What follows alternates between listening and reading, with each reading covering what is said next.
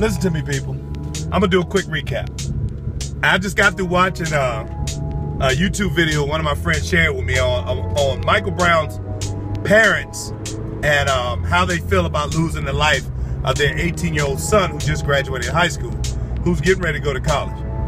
Man, you should see the comments, and I don't say racist, because you're just giving them credit. Don't call them racist, call them animals. The fact that two parents lost their child, whether it be in Afghanistan, Iraq, or whether people lose their children because they're police officers. The fact of the matter is, even the most racist person, or the worst person in the world, if they're human, are going to have some type of sympathy or remorse for the loss of a family who lost their child. Some human beings will have some type of remorse. So this is the thing. If you got a lot of your friends out there, or which maybe might be white, even some black folks, non-white people who act white, and that's why I'm going to use the terminology act white. They act like, oh, you know, well, if he wasn't walking down the street in flip-flops with headphones on, if he wasn't, then the cop wouldn't have shot him. And the cop's grabbing him from inside of a damn Explorer, a SUV, telling him, come here, little motherfucker. You don't talk to me like that. I'm a white man. Oh, he deserves to get shot. Come on, man. Be serious. If you want to actually sit there and talk to your dog about why does it shit on the carpet, you're going to lose a lot of energy. So don't sit there trying to explain to white people, not all, most, or some, about what's going on with the Michael Brown case. Don't fuck around and lose your fucking health talking to an animal why it shits on the carpet. People get it in your head.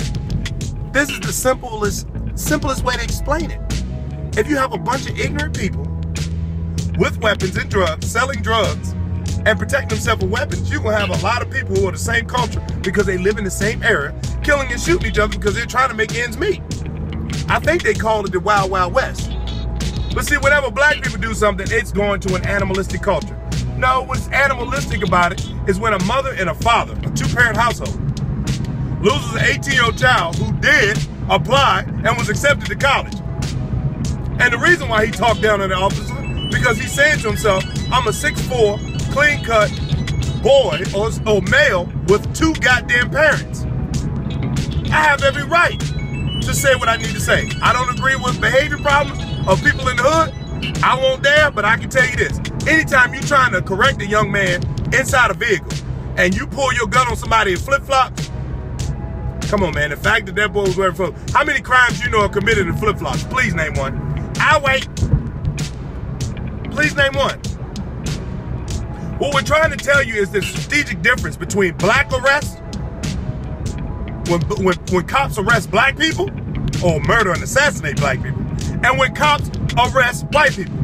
Most blacks, and I'm going to say 99.9% of the time, have been unarmed. Yes, they are unruly. They kicking around. Because I'm telling you, if you like every other black man in America, you are scared as hell to get in the back of a police car. If you serve time, you've had your ass beat by cops. What part of trust do you say handcuff me and put in the back of the car? Because I'm wanted for a traffic stop, some bullshit ass warrant. Come on, man, think about that. Think about that when you're unemployed and you just happen to get a vehicle. And you just so happen to get pulled over, and you can't afford to get into the damn courtroom and pay a ticket or fine. You're gonna have a warrant out for yourself. And you go tumbling down the rabbit hole. Unarmed black kids get shot and killed all the fucking time. But heavily armed, I just shot up a goddamn school. I just shot up a movie theater. I just got through killing other whites. Always get taken in. They're arrested somehow. Just like all this energy that's going on in Ferguson. They don't show you that the soldiers are down there feeding people. That people are sitting there taking pictures with the soldiers. That almost 50 to 20 people have tried to re-enlist for the army. They don't show you that, Ferguson, because the media is not going to show you that. The media knows that we keep a distinct divide between blacks, whites, law and order, and police. We're going to always win. I want white people to really think about this, because I can't call you human. I want you to think about when a man shoots and murders a kid in the street, whether it be Young Jeezy, George Zimmerman, or Mr., what is his name, Darren Wilson. When they murder a child in the street and you sit there and say, I support a murderer, man, put on a Nazi uniform and just make it easier.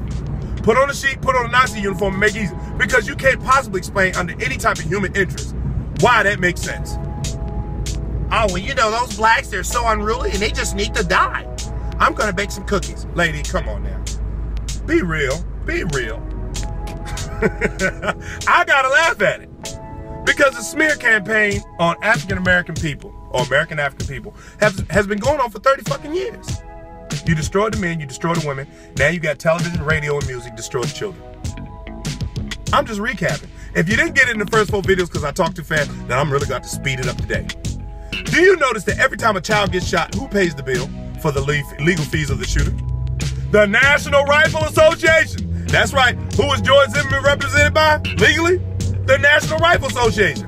Who is Darren Wilson? Where did he get his $480,000 from? Do you think a bunch of broke ass cops raised all that cash out of their dues fund? No. National Rifle Association footed that too. You want to know why the National Rifle Association are paying for legal fees for white males or other than black males that shoot black men? You want to know why they're doing it?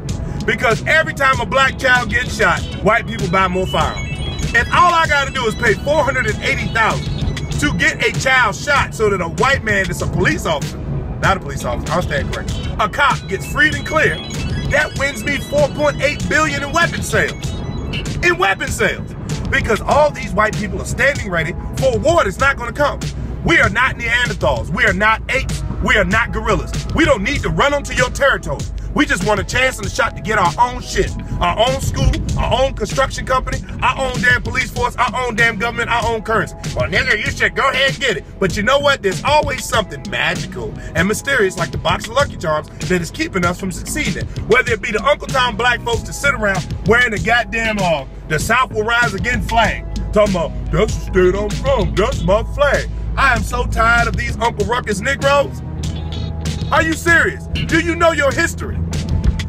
The Civil War was not fought to free black people. It was fought so that white people up north could have slaves just as well as white people down south could have slaves. Because you had a problem with unemployment. This is nothing new. Unemployment for us now is the same way it was for them back then. Because who did all the work? Black people. The Civil War had nothing to do with freeing slaves. This is why, no matter what you say about Abraham Lincoln's slave-owning ass, this is why he made them free so that they can fight for the North. Because once you take a man who has to watch his child, son or daughter, get fucked by a white man, watch his wife get constantly raped and impregnated by a white man, and you tell that motherfucker, if you get free and come up north, I'm gonna put a weapon in your hand and a uniform on your body. What you think the outcome of the war is gonna be? Yeah, you're gonna show a bunch of white men that so-called won the war. No, it was not. It was them freed-ass slaves that were indestructible and unstoppable during that time period because you gave them a chance to fight back. So regardless of what white people may fear, we're not after you. We gives a damn about you. Let me be clear. We don't care. We're trying to get you to understand that. I can understand. Mostly everybody out there can understand. The Yakuza, the Korean Mafia, the Italian Mafia can understand. In mob justice, people of the same color are going to kill people in a crime family that are the same daggone culture. Blacks do it, Italians do it, whites do it, Hispanic do it, Latinos do it. But it just so happens that as long as the blacks stay on the bottom of the totem pole, white people can say, I'm always second to the bottom, but I'm way on top of you. But you know, culturally and realistically, you are second to the bottom. Second to the bottom, because you own the television, you own the media, you own the magazines, you own the movies. People understand this. Everything that they play you on these movies and these big screens is all propaganda. Because it creates a feeling. It creates a thought process. It creates a reality. Let's say, for instance, they had something called the Dance 3D, Dance this, Dance that. All these fucking dance movies with 16 million white people and only 4 black people in each movie. Do you know what that movie was for? No, it was not to teach white people how to dance and to get them more braver in dancing. Maybe it was. But what it really was for is for them to officially steal hip-hop dancing culture from the black culture and say you don't own hip-hop. It's propaganda. And then people get mad to them, yo, they stealing rap, they stealing hip-hop. They've been stealing rap and stealing hip-hop. Don't get mad. Who you think funding this shit? You think they're gonna fund something that makes them look bad? Are you crazy? No. So when I look at these people that are making these comments underneath the testimony of Mike Brown's mom and dad about how sad they are that they lost a child, that's what the fuck they get. Fucking always, niggas always. I like, wow, bro. So I say you can't expect too much from an animal that poops on your carpet. All you can do is pet it, take a newspaper, hit it on the ass, say bad dog. That's all you can do. People face facts. If it wasn't for the Roman Empire police force and firearms, y'all be even more scared than you are now. The only thing that gives you confidence is your ability to buy a long-range weapon. That is it. That is it.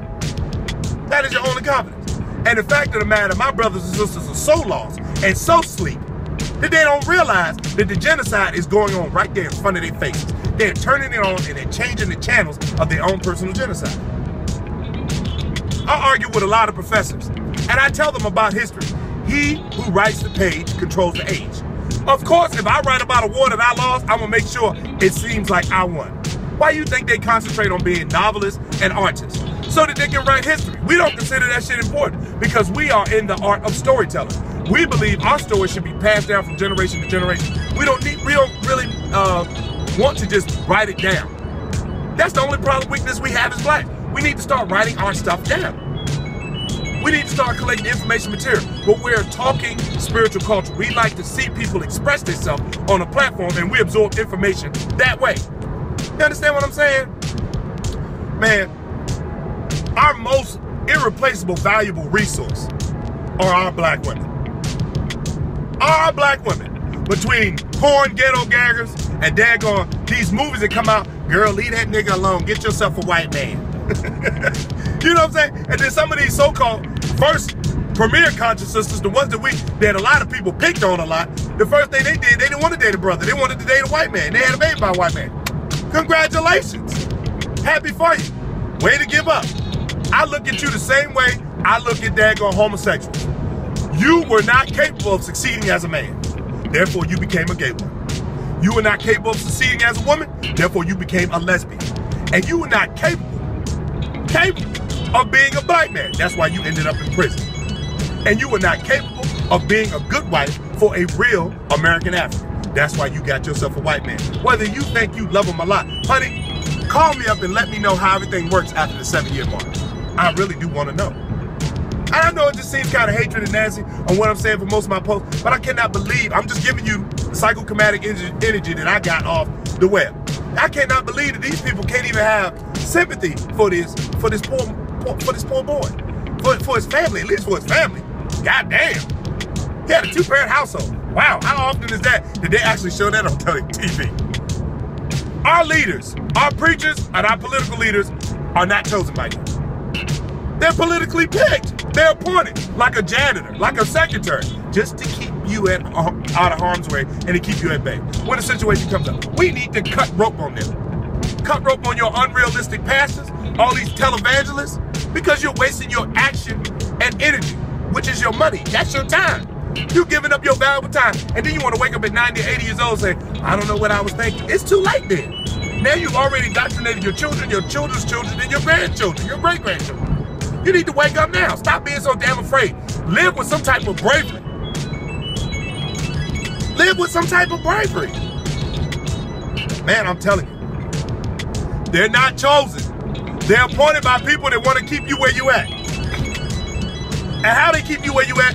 Because you voluntarily give up your donations and your currency to these people. And what do you get? No tax return. At least Uncle Sam give you a tax return. Do you get a park? Do you get a cleaner neighborhood? Do they have a lottery where they pay your bills? Some churches do. Maybe they do. Do they teach culinary arts, cooking classes, or study halls? Do they show you how to look up grants?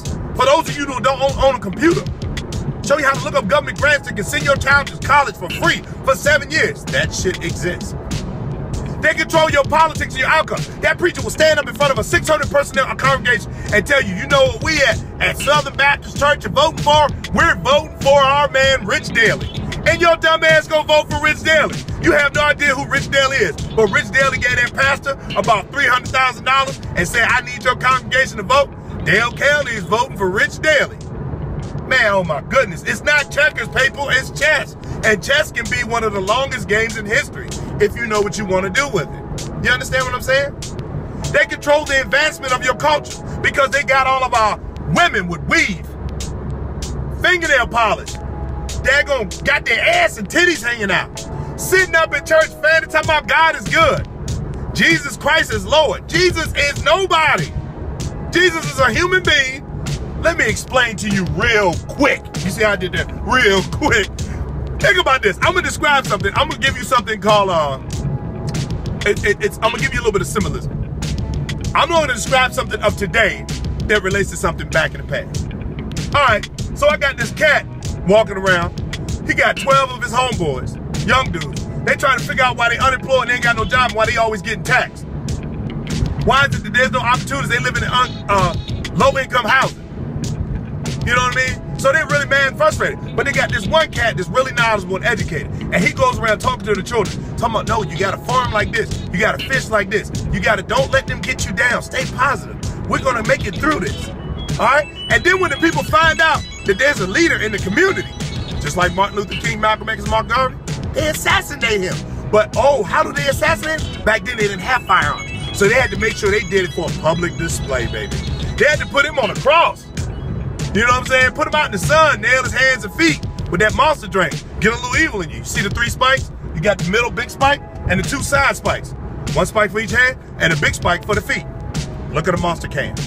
So you got a little evil in you. You to put this messenger or messiah on public display and say the next time you Negroes get another leader, we're gonna do the same shit to him. Wow, does that or does that not sound like Jesus? So Jesus is your brother. You understand that? There's been plenty of Jesus or Jesus that came through. Whether they were white, black, Latino, to anybody that came through that was trying to help the people who were disenfranchised, the low income, the ones that don't have a chance or opportunity or shot. That's your Jesus. So you can go ahead and worship that comic book character because that picture, that's a picture of a criminal and a child molester. And you wonder why your life ain't working out right. So they keep your culture from advancing spiritually, mentally, morally, physically, and currency-wise. They stop your advancement because they're playing chess and you still playing checkers. Talking about kingdom. You playing a quick game, they playing the long game. People, think about it. It took 30 years to destroy the image of African-American people. 30 years. And we're still here. We're still surviving. And they're still shooting cops and they're still finding a way through the news media to say it's okay to kill a black person. Look how much we kill them in the movies. Look how much we kill them at the first 5 minutes of the credits. Because they program that in your conscious and your subconscious for you to constantly receive the information that it's okay, dying black, dying black, dying black, dying black. So that information proceeds. But that's your belief system. We got a very weak ass belief system.